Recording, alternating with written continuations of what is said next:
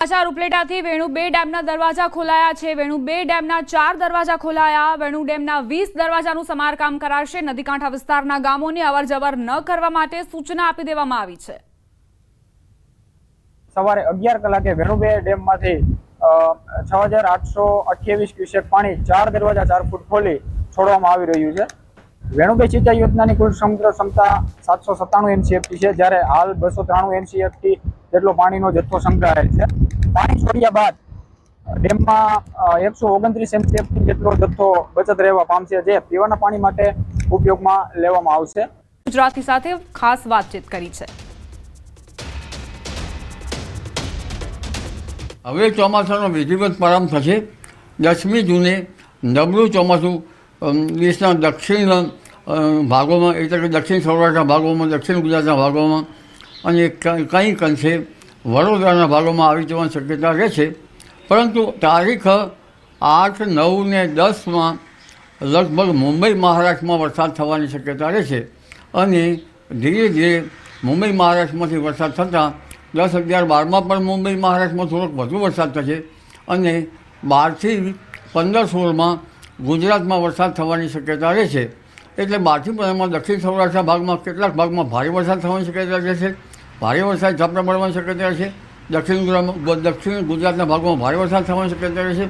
વડોદરાના કેટલાક ભાગમાં ભારે વરસાદ ઝાપટા પડવાની શક્યતા રહેશે। જો અત્યારે મૃગશિર નક્ષત્રમાં વાવણી કરવામાં આવે તો સીધાપાડામાંથી જે કોસેટા જે છે એમાંથી લગભગ ફૂંદા બહાર આવતા હોય છે, જે પાકને ખાઈ જાય। ખપેડી જેવા જીવજંતુ પડતા હોય છે, એટલે મૃગશિર નક્ષત્રમાં જીવજંતુઓની શક્યતા વધારે રહેતા લગભગ માત્ર પાંદડા જ રહે અને પાંદડા ખાઈ જઈને ડાળખું રહે એવું બનવાની શક્યતા રહેતી હોય છે। એટલે વાવણી તો કરવી હોય તો કરી શકાય, પણ પાક જે છે એ કુદરતના આધીન, જીવજંતુના આધીન કેવો થાય છે તે જોવું રહ્યું। પણ 21 જૂન બાદ જે વરસાદ થાય છે આદ્રામાં, તેનો ઉગાવો પાકનો સારો થતો હોય છે। દિવસ સામાન્ય વરસાદની આગાહી કરાઈ છે। આજે સૌરાષ્ટ્રના વિસ્તારોમાં સામાન્ય વરસાદ પડી શકે છે। બોટાદ, અમરેલી, ભાવનગર, મહેસાણા, ગાંધીનગર, સાબરકાંઠા, અરવલ્લી, દાહોદ, નર્મદા, સુરત, તાપી, નવસારીમાં આગાહી કરાઈ છે। હાલમાં રાજ્યમાં કોઈ સિસ્ટમ સક્રિય નહીં, જોકે 3 થી 4 દિવસ બાદ અમદાવાદમાં હળવા વરસાદની આગાહી કરાઈ છે। સૌરાષ્ટ્રના વિસ્તારોમાં વરસાદની આગાહી કરવામાં આવી છે, જેમાં બોટાદ, અમરેલી, ભાવનગર અને મહેસાણા માટે આગાહી કરવામાં આવી છે। આ સિવાય ગાંધીનગર, સાબરકાંઠા, અરવલ્લી અને દાહોદમાં પણ વરસાદ સંભવ જોવા મળી રહ્યો છે।